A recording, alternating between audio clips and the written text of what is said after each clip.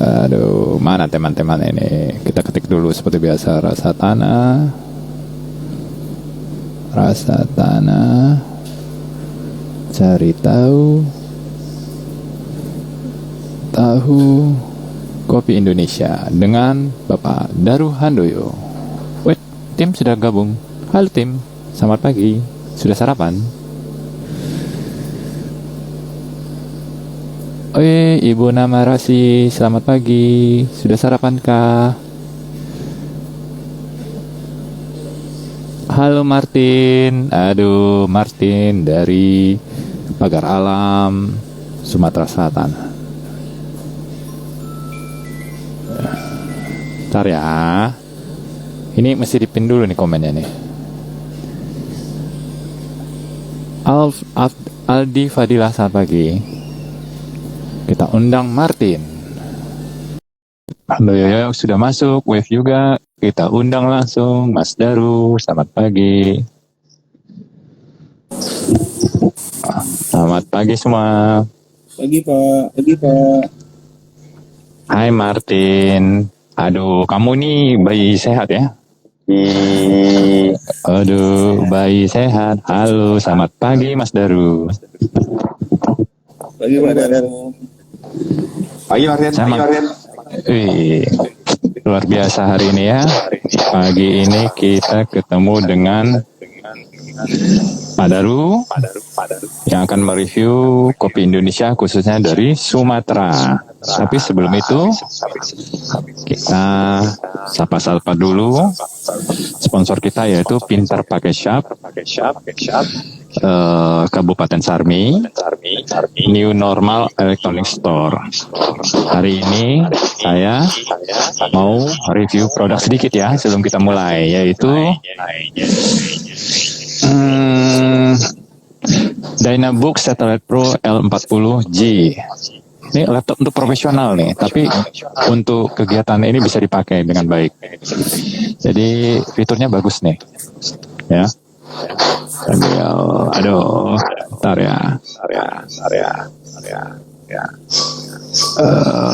Laptop ini desainnya mulus licin, berwarna silver, ya kan?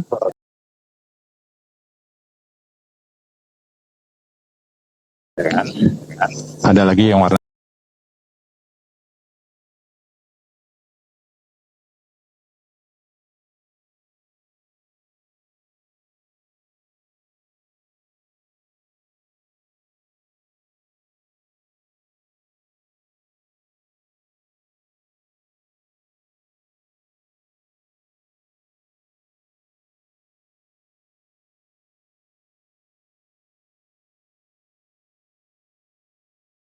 sampai 8 GB. Ruang penyimpanan hard disk HDD-nya 1 TB. SSD-nya ada 256 GB dan 512 GB. Ini bagus. CPU-nya multi-core. Terus Intel Core i5 dan AMD Ryzen 7.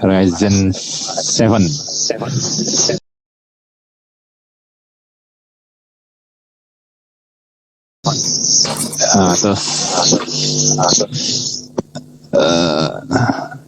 ini bisa untuk multitasking, tipikal kerjaan orang kantoran lah pokoknya. Bisa untuk browser, Word, Excel, foto editor, YouTube, tetap enak dipakai.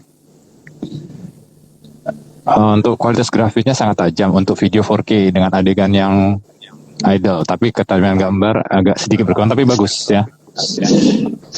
Oke, ini bisa didapat di New Normal Electronic Store di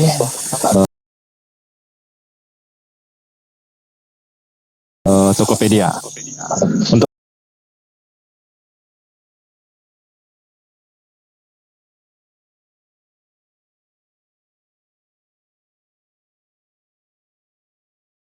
harga bisa dicek di sana. Nggak salah sih sekitar nggak nyampe 13-an lah ya. Oke, kita close dulu.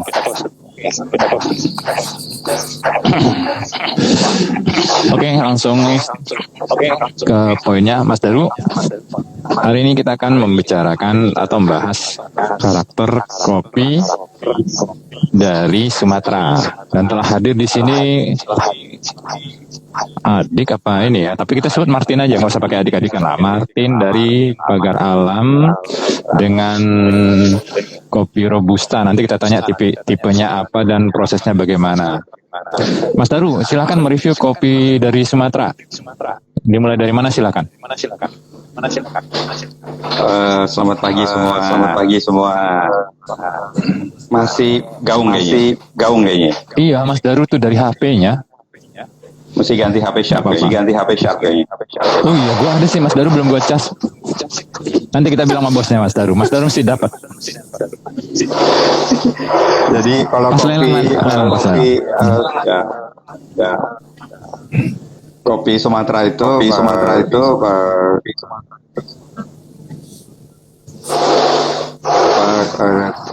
signaturenya dia adalah bold ya. Bold. Kemudian spicy. Level manisnya juga nggak terlalu tinggi. Jadi butuh penanganan khusus kalau mau manis.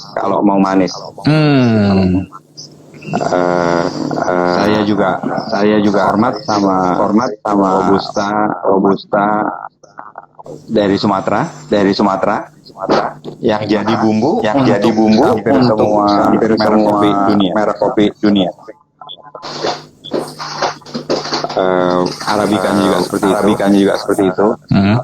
Bahkan kalau Arabika Sumatera itu dalam jumlah sedikit bisa mengubah rasa kopi menjadi lebih unik. Oke. Jadi itu kelebihannya di sana. Terus dari karakter ininya Mas Daru, dia punya proses itu lebih cenderung mana, natural apa segala macam itu?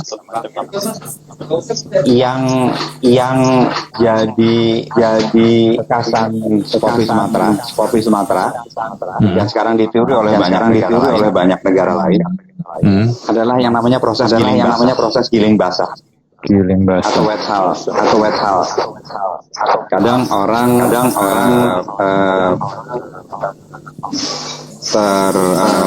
ganti-ganti pemakaiannya antara wet house dengan semi wet. Tapi wet house atau giling basah itu adalah cara kreatif para petani Sumatera yang memiliki curah hujan tinggi.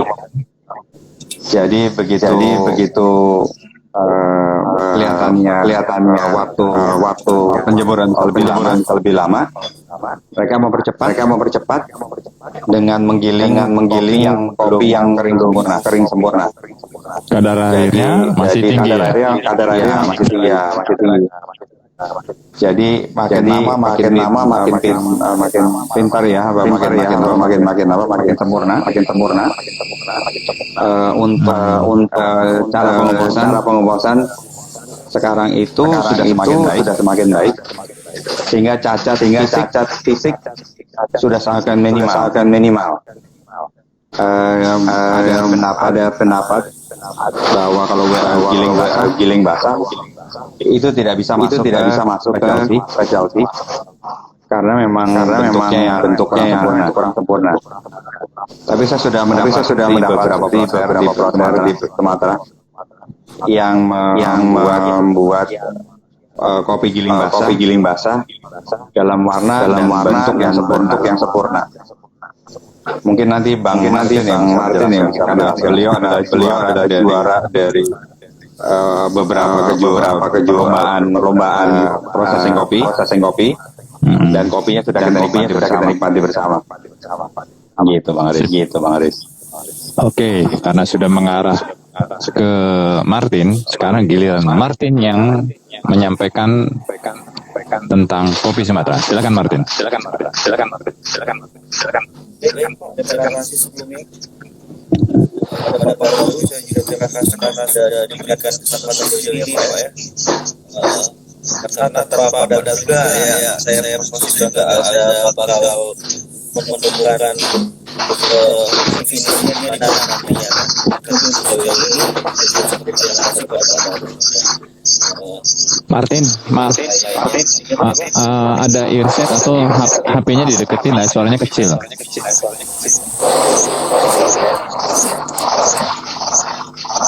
sudah jelas Pak? Oke, coba. Silakan. Sudah. Baik Pak.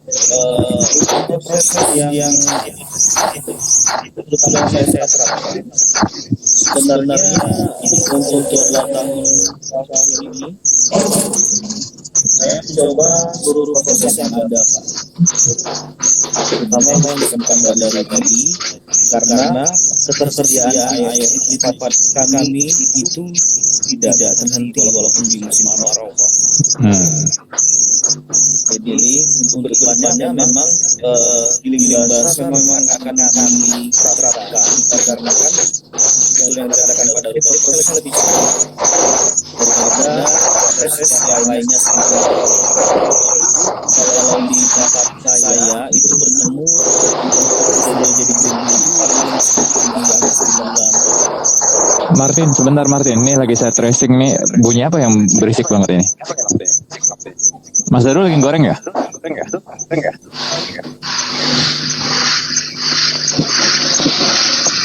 Mas Daru, maaf. Yuk, saya keluar aja deh. Oh, lagi goreng. Bentar ya Martin, sebentar. Yang gaung itu kayak dari tempatnya lo deh. Si Martin juga gaung juga. Iya, di gua nggak ada ini Mas Daru. Sekarang gua lagi ada di kafe yang warna hijau itu, tapi nggak ada ini. Martin, coba dideketin HP-nya Martin. Kurang Martin agak dekat lagi.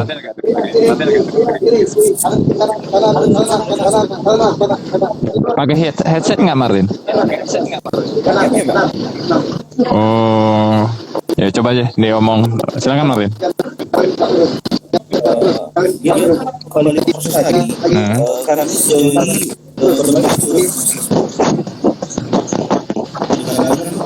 berbagai bila fokus terhadap satu proses, saya pikir peluang pasarannya nanti akan sempit ya. Fokus terhadap sempit Pak, betul. Makanya kemarin pada saat menghubungi Pak Daru kan, saya kirim seluruh sampel yang saya pesan ini kemarin, hampir 4 proses saya yang saya kirim kan. Proses apa aja itu? Natural, honey, luas sama wine Pak. Kenapa dari petani memilih proses itu? Kenapa enggak? Biasanya kan cuman full wash atau natural proses, kan? Ada pertimbangan tertentu ya tadi. Sebenarnya gini Pak, kalau dari tingkat kami masih menggunakan proses natural Pak. Oke. Tapi di sini posisi saya untuk di perkopian ini saya tempatkan saya di sebagai prosesor Pak. Oke. Jadi bahan-bahan baku yang ada saya terapkan di seluruh proses karena untuk mencari pasar ke depannya Pak.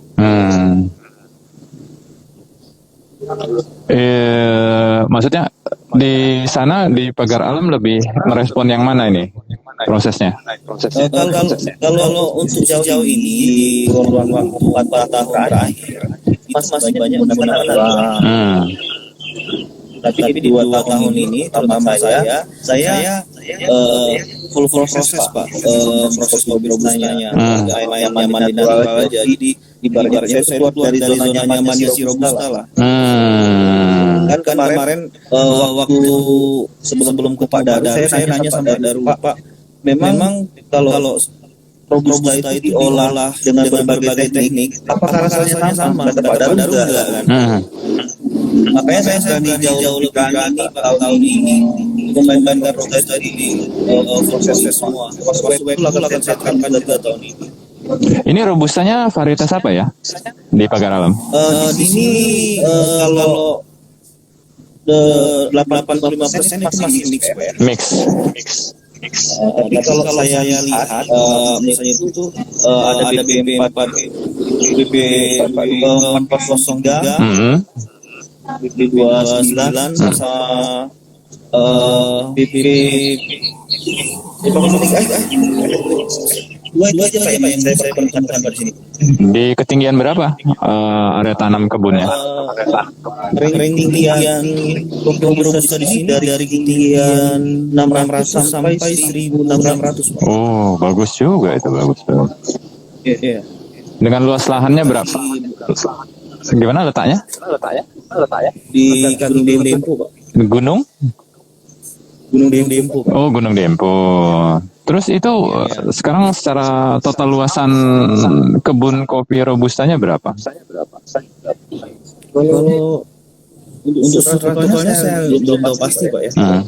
Tapi kalau untuk area yang di kecamatan saya aja hampir 2.000 hektar lebih. Oh, kecamatan apa ya? Kecamatan Pulau Selatan, Pak. Oh, oke. Dari Palembang tuh jarak tempuh ke kecamatan ini berapa lama? Dari Palembang ke kecamatan saya itu 7 jam. Waduh, jauh ya. Iya, 7 jam. Dari Bengkulu juga 7 jam, Pak. Karena posisinya di tengah-tengah ini kan. Oh, di tengah-tengah. Iya, Pak. Selama ini dari proses semuanya, prosesor di sana itu pasarnya kemana? Menyasar kemana nih? Kalau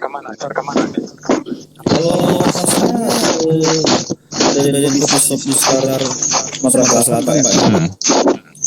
Setelah itu ada beberapa di Jakarta, di Surabaya, di Jogja sih Pak baru.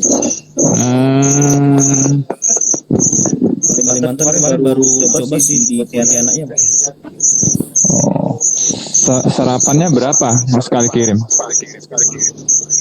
Yang itu nggak tentu Pak. Apa namanya masih fluktuatif Pak.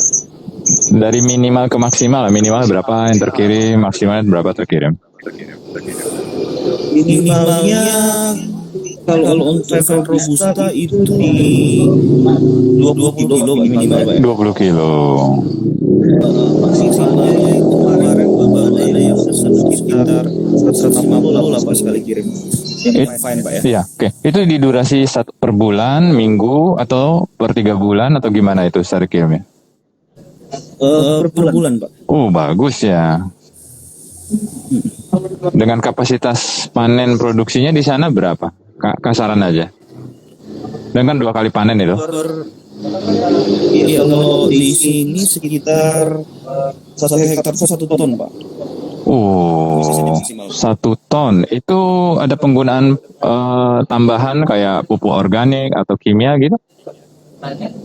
Kita masih di sini hampir semuanya masih menggunakan pupuk kimia sih Pak. Oke. Tapi kualitasnya, karena saya sudah kemarin sempat coba ya, itu kopi yang Robusta wine yang dari Martin bikin tuh. Aduh, sampai saya bukan terkecoh ya, saya pikir tadi Arabica, ternyata Robusta, kaget. Itu hasil kerjasama bareng sama Pak Daru ya. Mungkin kita tanya Pak Daru lah, kok bisa begitu Pak Daru? Iya Pak. Prosesnya sempurna. Oh, karena wine itu dia seperti kayak tape ya. Kalau kelamaan jadi kayak nggak bisa dikonsumsi. Ada beberapa wilayah yang mencoba membuat wine, cuma tidak cermat sehingga kita sebenarnya saya nggak pernah minum wine. Iya. Nggak suka sebenarnya. Cuma yang punya luar biasa ya. Setuju saya. Terima kasih Martin buat saya menyatakan bahwa tidak semua wine itu cacat. Walaupun boleh ngomong begitu, tapi ya what the heck. Kita makan durian, kita makan terasi. Ya kita minum wine yang enak selera kita gitu. Nggak ada pasal yang lain. Betul, setuju. Kalau Mas Daru udah ngomong begitu, saya ini cuma saya hanya bisa minum wine proses kalau kopi Martin. Jadi saya tahu betul bikinnya. Tadi pas disajikan sama timnya Mas Daru di Nuskaf, saya bilang, nah lain kali kasih kopinya begini. Ini Robusta Pak, langsung saya balik badan. Serius? Iya, dari Pagar Alam. Makanya sekarang saya jadi bicaranya Kalau bicara wine saya udah bicara robusta dan bicaranya tentang pagar alam. Bukan main. Martin bisa ceritakan nggak bagaimana sih proses wine itu? Kemarin kan kita sempat bincang-bincang ada istilah anaerob. Apa itu ya? Jadi gini Pak, sebenarnya itu landasnya sih di teori proses wine kemarin kan. Ya. Itu lihat di YouTube juga. Jadi saya implementasikan ilmu pada waktu yang kemarin saya buat wine proses tersebut. Jadi proses fermentasinya itu 28 hari Pak. Ayah mak jang lama ya. Iya, jadi prosesnya itu menghasilkan ini baru 2 bulan. 2 bulan 2 bulan Pak. buat minum kopi enak. Kopi bagus ya, nggak boleh lagi nyebut kopi enak. Mas Daru tuh selalu mengkoreksi kalimat saya tuh. Nggak ada kopi, semua kopi enak. Yang ada tuh kopinya bagus dan kurang bagus. Kalau kurang bagus masih bisa direvisi, baik itu di kebun ataupun di roastingnya. Jadi kopinya harus disebut bagus dan kurang bagus. Ngomong-ngomong Martin, dari mana ini? Lulusan mana kok bisa tahu tentang anaerob? Tadi kuliah dan segala macam. Alumni dari mana? Lulusan apa? Saya alumni dari Universitas Jaya ya. Unsri, ambil jurusan? Iya, Unsri Pak. Teknologi pertanian, prodinya teknologi hasil pertanian Pak. Oke, ini perpaduan. Nih gabung jurus nih Mas Daru. Anak kuliahan turun menjadi petani dan hasilnya mantap. Nah, Mas Daru, kemarin kan kita lelang kopinya belum maksimal. Ini kan kita ada rencana maksimal. Mungkin bisa dibagi per klaster kali Mas Daru ya. Kan kalau di World Bean Belt, itu kan kopi Sumatera nomor 3. Nomor 1-nya PNG atau Papua. Mungkin nanti kita diskusi melibatkan dari masing-masing dari klaster Sumatera, Jawa, NTT, terus Maluku, Kalimantan, per pulau itu. Jadi ada lelang kopi yang khas dan unik. Nanti yang akan dikurasi oleh timnya Nuskaf. Menurut Mas Daru gimana? Ini ide nih sambil ngobrol nih. Wah, setuju tuh ya. Kalau kita lagi bicara kopi Sumatera, iya. Itu sekarang di tiap pojok ada aja kopi baru muncul dari Sumatera. Dan rasanya luar biasa. Warung kopi, kedai kopi. Bukan. Pohon kopi, tanaman kopi. Oh, tanaman Jadi, kopi. Contohnya pagar alam dari tahun ke tahun terkenal sebagai penghasil robusta ya. Tapi sudah ada beberapa yang menanam arabica dan hasilnya luar biasa. Seputar sana sih. Contohnya adalah Semende. Martin juga cerita juga karena beliau masuk tokoh kopi daerah Sumatera Selatan. Pasti ada lah pengalaman beliau untuk kopi arabica juga gitu loh. Itu nggak benar Bang Rajun. Benar Pak. Jadi untuk kopi arabica itu yang paling besar di Sumatera Selatan itu kopi arabica Semende Pak. Semende apa Semendo? Semende Pak, sebenarnya Semende. Oh. Iya, Semende. Tapi pada saat untuk brandingnya bisa juga dikatakan Semendo karena ucapan orang Palembang itu kan di sebelah belakangnya Pak. Iya, wong kita galuh. Nah, itu saya kan lama juga di Palembang kan, jadi ntar balik lagi bahasa Palembang saya nih. Pecah nian ya. Iya. Memang untuk daerah Sumatera Selatan untuk sekarang ini di area Semende memang banyak arabicanya Pak. Diproses dengan cara apa dia? Ini ya. Ada seluruh proses sudah mulai ada natural, honey sama full wash Pak. Tapi sekarang itu sudah berkembang, sudah mulai masuk arah pagar alam, sudah mulai melakukan tanaman Pak. Oh. Ya, di pagar alam ini dari ketinggian 1.200 sudah mulai semua Pak sekarang Pak. Oke. Tapi untuk hasilnya belum bisa dikatakan banyak. Bisa ya musim hanya 150 sampai 200 dolar Pak. Wah, bagus. Global itu Pak. Per hektarnya ya. Enggak Pak, itu belum bisa globalnya aja Pak. Oh, global belum bisa hitung hektar ya. Iya, belum bisa. Kalau sekarang. Paling 3 tahun lagi udah ada mulai panennya Pak. Oh iya, memang di usia nanti mulai dia panen perdana sampai di usia maksimalnya di 9 tahun tuh. Nanti 9 tahun diremajakan kembali. Iya Pak. Oke, sebelum kita lanjut lagi, saya masih nyebut pesan sponsor kembali. Ini acara kita pagi ini bahas kopi Indonesia, rasa tanah cari tahu kopi Indonesia dari Kopi Sumatera dengan Pak Daru Handoyo dan Martin Liando. Nah, itu disponsori oleh Pintar Pakai Shop, Kabupaten Sarmi, New Normal Electronic Store. Jadi tadi saya sudah review tentang Dynabook-nya, nanti bisa ditemukan belinya di New Normal Electronic Store Jakarta Utara di Tokopedia. Oke, Mas Daru, ini kan kopi-kopi ini udah dari kemarin kita bahas tentang proses-prosesnya. Tentunya Mas Daru sebagai key grader yang sudah menjamah, bukan menjamah lagi nih, udah kemana-mana 5 benua ya, mewakili Indonesia. Kami ini yang dari kebun tentunya ingin tahu banyak Mas Daru, ya kan? Ini kan kalau industri kopi diceritakan itu peranannya itu 60% di kebun, 30% di roastery. Nah di roastery ini apa yang terjadi Mas Daru dari bentuk-bentuk tadi ada natural, wine process, ada lagi yang tadi ini anaerob dari ini. Itu akan seperti apa penilaiannya untuk para penikmat kopi bisa mencerna ataupun menikmati kopi ini dengan baik gitu.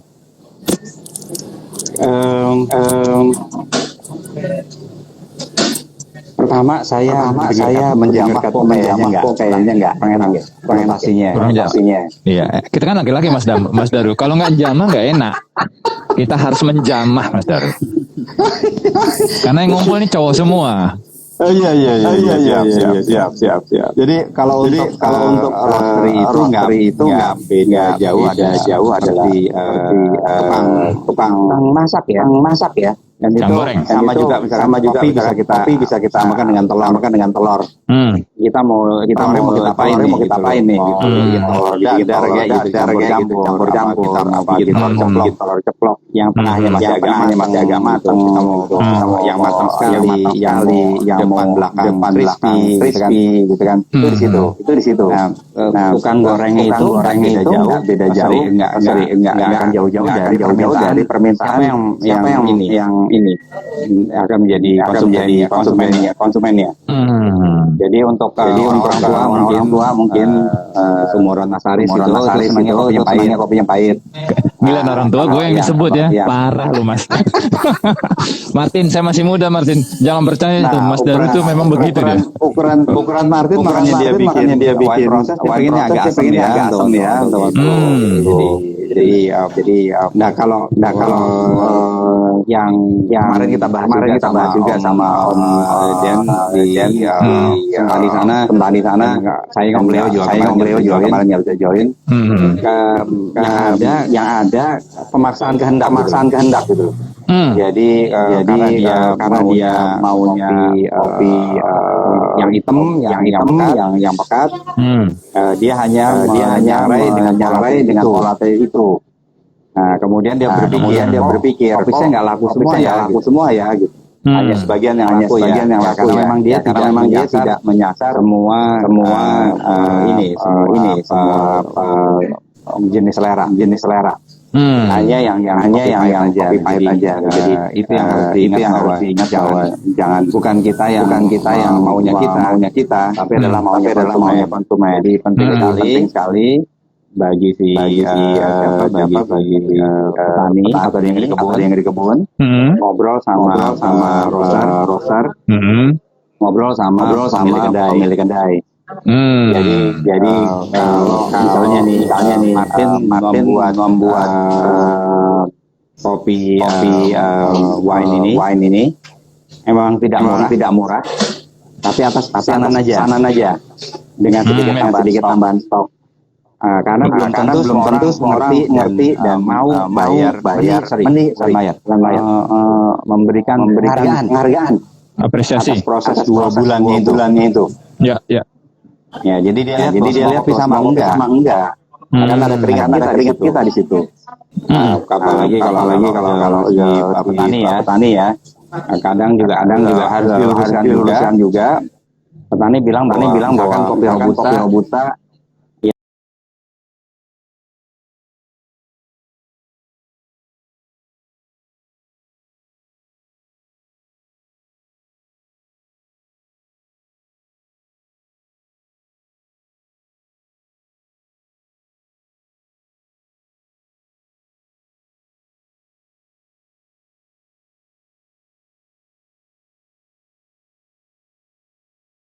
Iya harus rela untuk bayar lebih karena bayar barisan juga nggak murah. Iya, iya, iya. Jadi ya para petani juga mesti sadar itu ada bagian rezekinya lah. Jangan hitung rezeki orang. Oke. Tapi kalau kafe dan roastery itu juga terlalu menekan, ya kopinya nggak akan enak. Karena ada ketidakrelaan dari petani yang terlalu murah. Betul. Begitu. Memang kayaknya begini ya Mas Daru ya, kalau kita diskusi seperti ini memang kita harus antara dari hulu ke hilir itu dia benar-benar mendapatkan data yang valid. Kenapa sih harga kopi dari Palembang bisa lebih murah di compare dengan harga kopi dari Robusta dari NTT misalnya. Nah ini yang masih dikasih pemahaman. Setiap daerah dia punya karakteristik yang tadi proses, kedua ongkos transportasi, ketiga komponen kehidupan layak ya. Saya bicara komponen kehidupan layak. Kalau di kebun itu tidak ada yang saya temukan dari petani-petani itu untuk membeli menjual ke ininya untuk kebutuhan yang tersier. Dia pasti yang dia ada sembako. Kedua pendidikan dan kesehatan. Ini penting. Jadi teknologi yang ada memang sudah ada di roastery itu akan maksimal apabila komponen ini semuanya terbuka gitu. Dan harga per cupnya itu petani juga sudah mulai mencoba menelaah dan tidak mendikte sebenarnya ya. Tapi mencoba bilang, seperti kemarin kan Mas Daru, ternyata di Wamena per cup 20 gramnya sajian itu 10.000. Nah, kalau di Jakarta sampai harganya melonjak, mungkin bisa untuk kopi spesial dan yang unik itu tuh sampai sekarang kan range-nya ini saya lagi ada di tempat mungkin pada kenal ya yang lambangnya logonya hijau ini rata-rata di sini nih 55.000 kan. Tapi komponen kopinya ya sekecretnya aja gitu, nggak sekecret lagi ngomong cowok nih. Logo kolor yang hijau tuh. Makanya nggak boleh disebut Mas Daru karena dia nggak bayar sponsor. Kalau dia bayar sponsor gue sebut nih. Ya Martin ya, kita kerja sampai bokong berkeringat ini di kebun. Orang kan nggak tahu kan.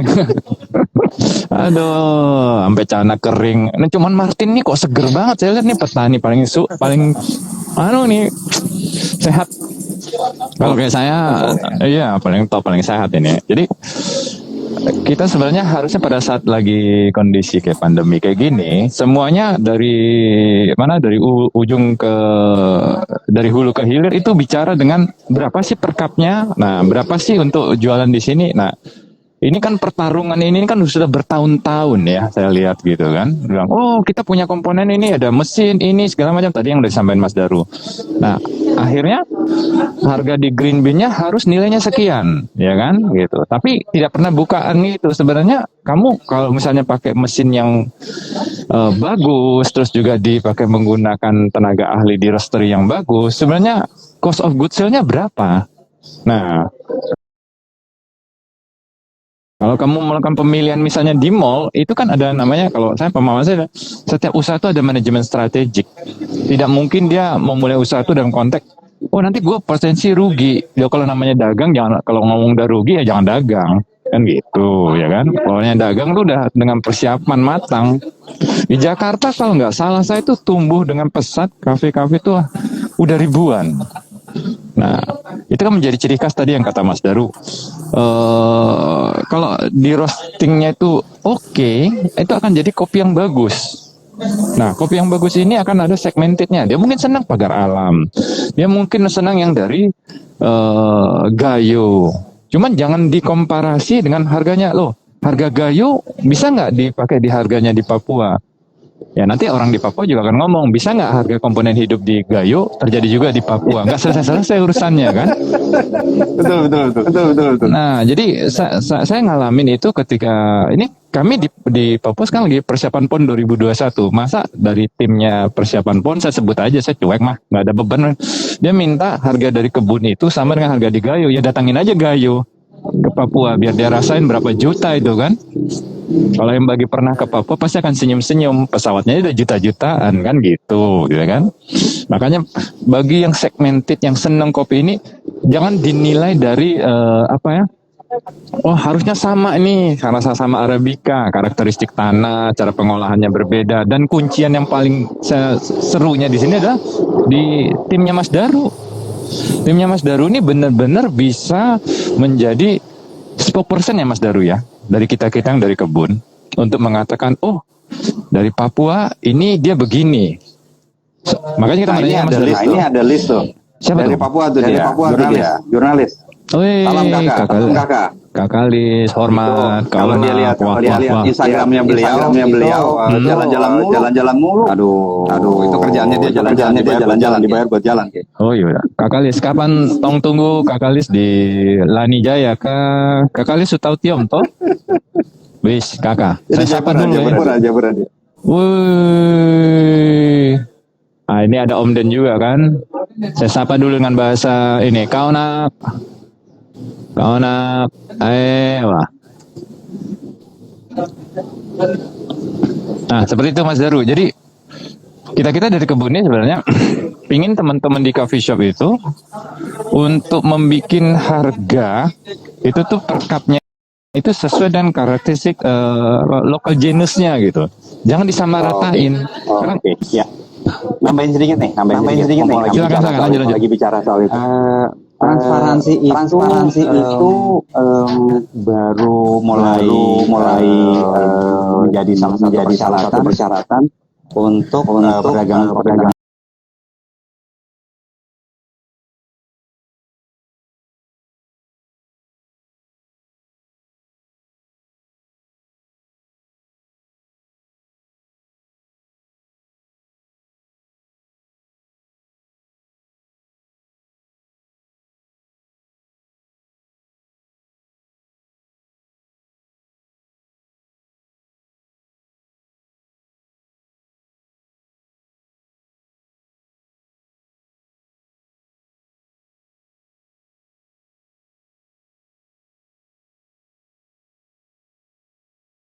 teknologinya sehingga nanti ada fotonya si Ahmad petani di Pagar Alam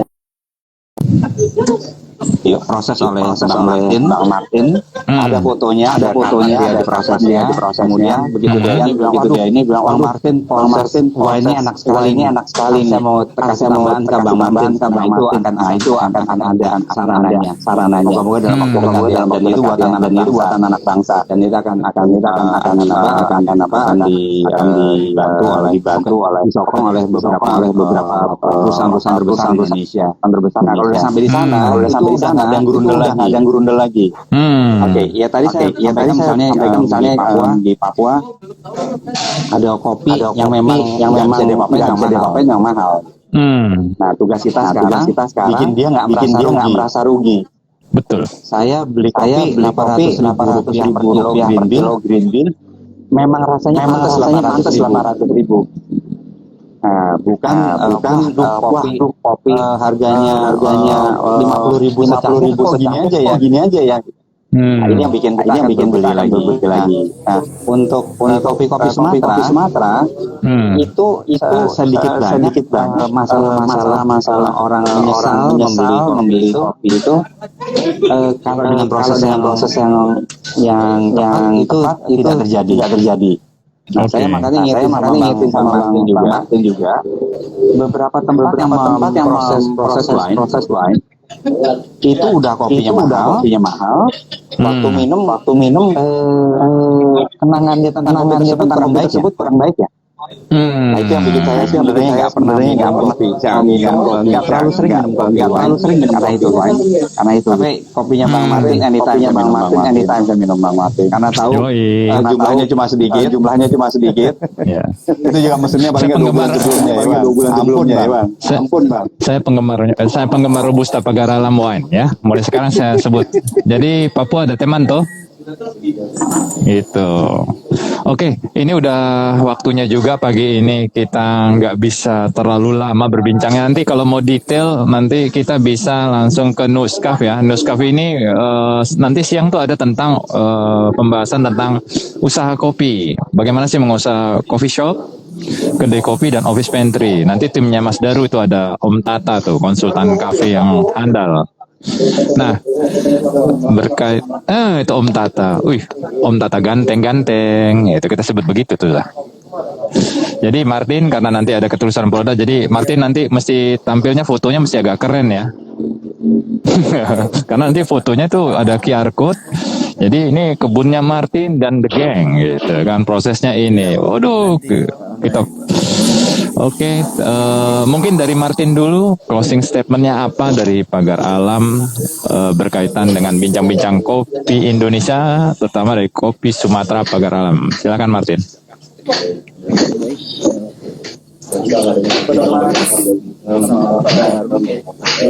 Sejauh ini saya tidak banyak, mau ucapan terima kasih aja.